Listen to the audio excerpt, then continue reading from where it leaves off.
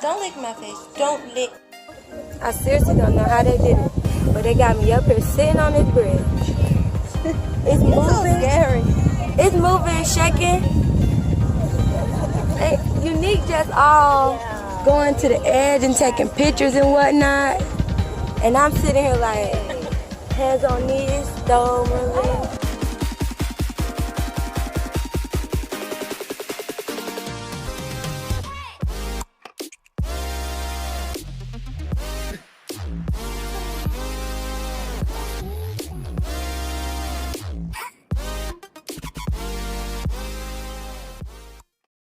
Hey guys, welcome to the Bunny Den. It's Storytime Saturdays, and this is the story of when the neighbor called the police on us.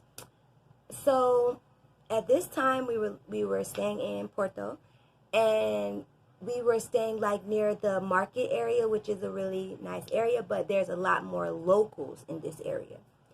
And when we moved in, there were two guys staying next door. We didn't really bother them. They didn't bother us. And things were fine. So then they left, and then there was some lady moved in. Now, when she moved in, she kind of like introduced herself as this lady that's looking for a cat that she lost a couple of weeks ago, and if we saw her cat, to not bother it. And we're like, okay, like, why would we bother your cat? What are you talking about? But we were just like, okay, nice to meet you, whatever. So sometimes when I would like go to the market, which was like, if the house is here, the market is like where the box is. Our house is here, the market is over here where this box is. So sometimes I would push the gate up, but I would not lock the gate because Unique's inside, and we only had one key. So I would going up to the market to just grab some vegetables, not like a big store. It's like an open market, an outdoor market. Like I would go up there to get some snacks or something and come right back, or I would like be just walking up the street coming back. And there's no point in me taking the key and locking her and having her locked inside, because if you lock the gate, you cannot get out or get in without the key. So if one of us are at home, then we would leave the gate unlocked, but the door would be locked, and the person would have the key at the house just in case of emergency that they need to leave or something like that. Okay, so at this time my phone was broke. I had just broken my phone, so I had taken it to a place up the road to get it fixed. So this particular day, I had went up there earlier that morning, like maybe 9 o'clock. When they first opened to check on my phone, they told me to come back around maybe 1 or 2 o'clock. So it's around 2 or so, and I'm going back to check on my phone to get an update. So, of course, I leave the gate unlocked. Unique's inside. She was teaching classes at this time. So I walk up the street, and when I come back, Unique is like, Now, when I went to get my phone, I was already mad because this is like my 6th time coming up to this shop, and they keep giving me some excuses, and they keep telling me to come back at these times, but my stuff is not ready. So I'm already irritated and I'm bothered because I don't have a phone. I don't have my working phone. And my phone is, I'm at this point, I'm debating of if I have to buy it, just check it out and buy a new one, or if they're going to fix it, because I'm putting my trust into these guys that they're going to fix my phone. So when I come back, my phone is still not ready. So I'm coming back to the house with no phone. So I'm already irritated. So when I come in, Unique is like, the lady was banging on the door and yelling at the top of her lungs, talking about the gate is unlocked, we need to lock the gate, and she lives by herself, and something about up the street, she's seen people get murdered or something up the street. And we're like, okay, nobody would know that this gate is unlocked if you're not yelling at the top of your lungs that the gate is unlocked. Unless somebody walks up on the gate, they can't even see if the gate is open or not. And somebody's here. It's not like we are both gone and we left the gate unlocked. No, she's sitting inside doing a class with the window open. You can see outside the window. Nobody's not finna walk in here and do no stuff. So I was like, well, since I left the gate unlocked, do you want me to go over there and say something or not? And she was like, if you want to. Well, she's like, yeah, because, I was in class and she's yelling and, I'm at work. So I go and knock on the door, and I was like, excuse me. I was like, excuse me, is there a problem? My friend said that you were yelling about something, and I was just trying to find out what was going on. And she was like, you guys need to stop leaving that gate unlocked, and I am here by myself, and it's very dangerous because I used to live here a long time ago, and I've seen and heard of stories of people getting killed and stuff right up the street. And I was like, okay, but literally, I went across the street, like almost across the street, just up the street to grab something, and I came right back, and someone's here, and nothing. My side of the gate has nothing to do with your side of the gate, and like, what is wrong with you? And I'm like, well, okay, well, we apologize, but you don't have to yell. And she was at work, and she's like, well, how am I supposed to know that she's working? My point is, you don't know. You just came to someone's house and started yelling and banging on the door like you have some authority, and you don't. And that's our point. Next time, you could have just knocked on the door and politely, like a grown adult, said that, please just don't leave the gate open anymore. But I mean, you don't tell us what to do at our place, but if it was really that big of a deal, all you have to do was knock on the door and politely say something.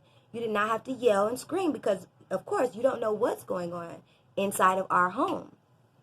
And so she's like, yeah, you're right, but at the time I was angry, so I yelled, and I said, right now I'm frustrated because you could potentially cause us to have a problem at our job because they hear someone in the background yelling like a crazy person. And so she was like, well, I am not sorry. And then she starts to get an attitude, and she goes and I was like, it doesn't matter at this point. Mind you, I'm already pissed off about my phone, so I'm just like, I don't really want to talk to you, but I need you to know that you don't have any authority over here, and don't come over here yelling. Like, if you could have just politely said, don't leave the gate unlocked anymore. Even if you said it that way and you said those words, that's fine, but there was no need to raise your voice. Is my problem. And so I was like, okay, well, from now on, since it's a big deal for you, I will make sure that even if I am inside, locked inside, the gate will be locked, whether we are inside, someone's inside or not. We'll make sure somebody's locked in. And she was like, well, next time if it happens again, I will yell again. And she goes inside and closes her door. And I was like, you know what? You have a blessed day, and if you ever come over here knocking on this door again, there will be a problem. But by this time the door is shut, so I'm like, I had to say my last word. But anyway, so we moved on. We done ate dinner. We were sitting inside watching a movie or something. And there's a knock on the door. Mind you, once again, there's a door. This is our front door. And then there's a gate. This is the door. There's a gate. And then there's like a plant and a wall. And then there's her door and the gate. The same thing. So somebody's knocking on our door through the gate. And Unique goes out to check to see who it is, and it's a police officer. And he's like, what's going on? Someone called and said that there was a disturbance. And we're like, no, there's no problem. We didn't do anything. And he's like, can you come outside? And we're like, we're outside. But we did not open the gate. Like, there was still the locked gate between us and the lady. And again, when this happened, it was daytime. It was the middle of the day. Like, it was the middle of the day. Now it's nighttime, and the police officer is at the door. So then the Unique is outside talking to the lady, to the police officer, and I'm like standing behind the door listening and like observing. And so then while Unique is talking to the police officer, the lady comes out and starts speaking in Spanish, and the police officer stopped listening to Unique and goes over to talk to her. And Unique is like, well, you came here because you said I was a problem, and I'm telling you what happened, but you just cut me off and went over and talked to her. And then now it's a problem, and now we're the ones that are wrong. We didn't even do anything. And so he asked for Unique's passport. So at this time, Unique had 2 passports because she had got her passport renewed.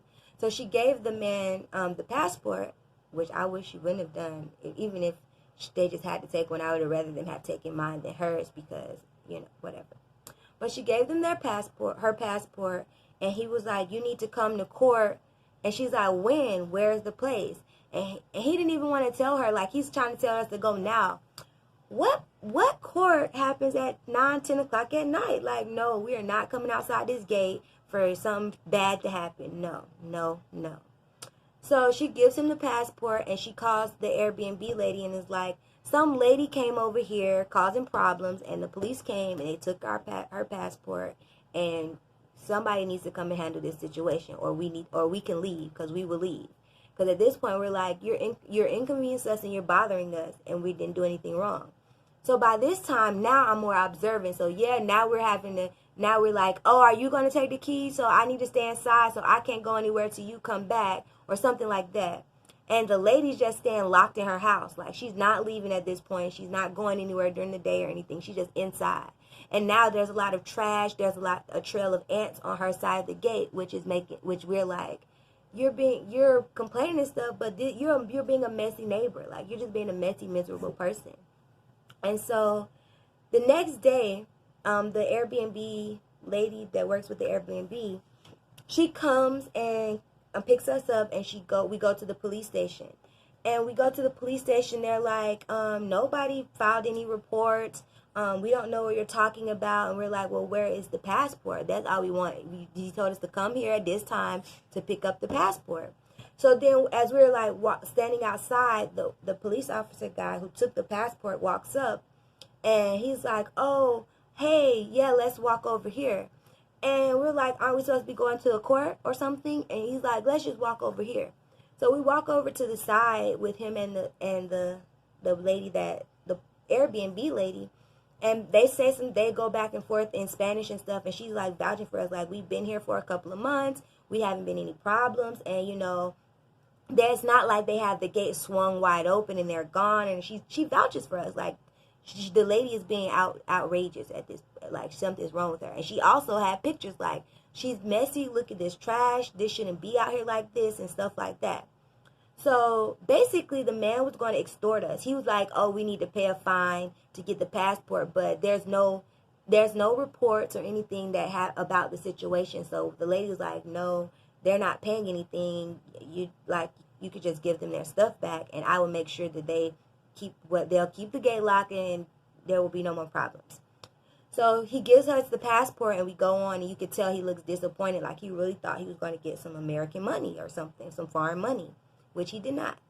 So we go back to our apartment, and we're like talking to the lady, and we're like, do we need to move or something, or call Airbnb or something, because I don't want to stay here and feel uncomfortable. Like, we're not children. We're not like some college students on vacation. We're adults. We paid to live here and do whatever we want here. Like, no. So, but at this point, we're like, if she finds the gay a big deal, fine. It's not that big of a deal. But it was not a problem. She made it a problem for whatever reason. But we get back, and then like a few days, the Airbnb lady, when she drops us off, she sees the lady, and she's like, oh.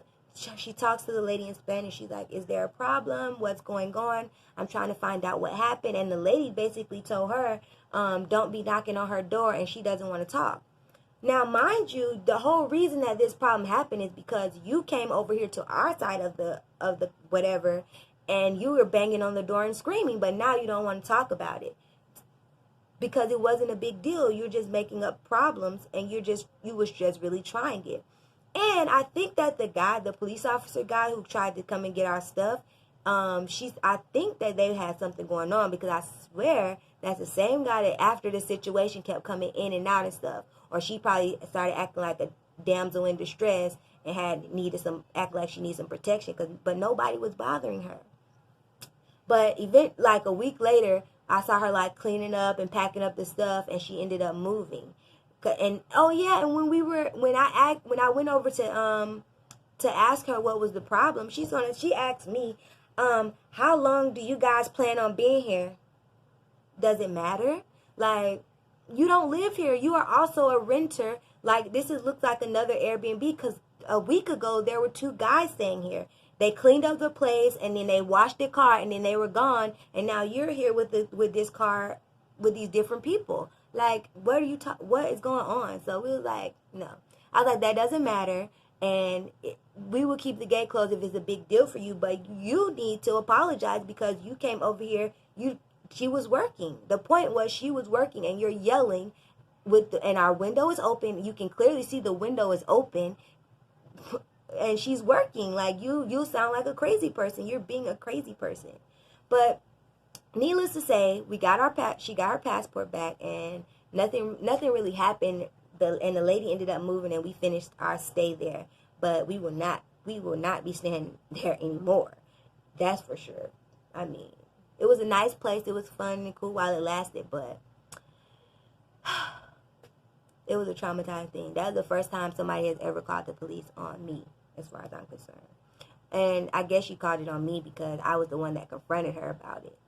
But Unique, I guess, tried to take up for me and ended up in the situation, which I felt bad about it, but I was just kind of like, we didn't even do anything wrong. But, you have to be safe. Please be safe out there in those streets if you're traveling, no matter where you are. And with our limited Spanish, luckily that was not a bad situation, because it could have been bad. But by the grace of God, somebody praying for us.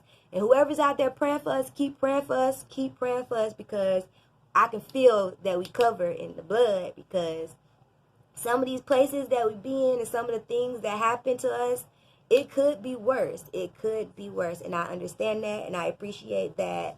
I am blessed to be able to, to be safe, blessed to be safe. But that's the story of when the lady called the police on us in Mexico streets.